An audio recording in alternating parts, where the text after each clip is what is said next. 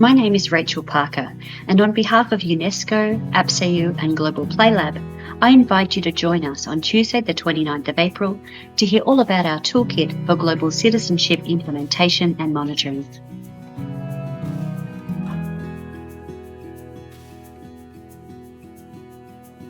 The recently adopted UN recommendation on peace, human rights and sustainable development highlights the urgency of bridging the gap between ideals and implementation to effect concrete change.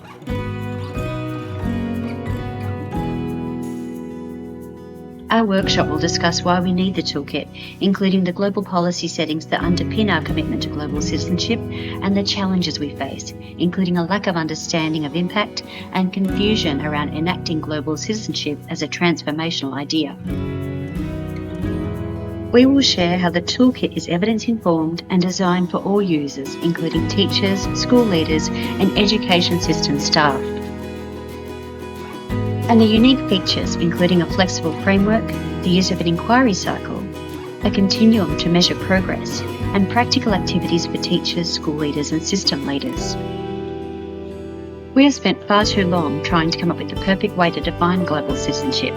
So instead, we created a framework that could be used in contexts that are as different as Kowloon and Kiribati, so partners could create their own definition and retain connection with the global ideas.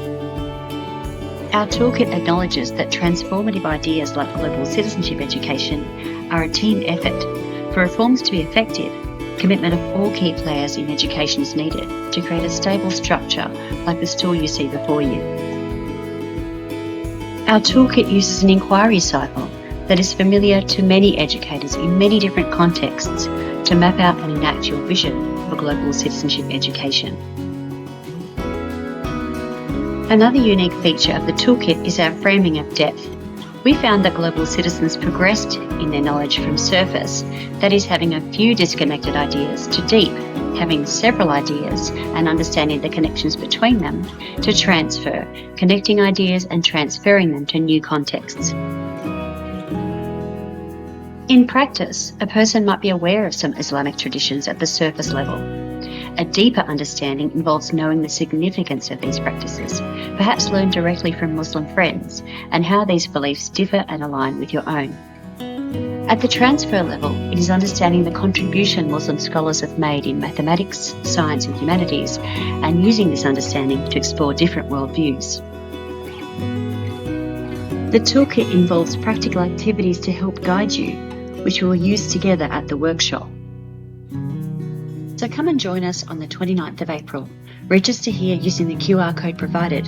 We look forward to seeing you there.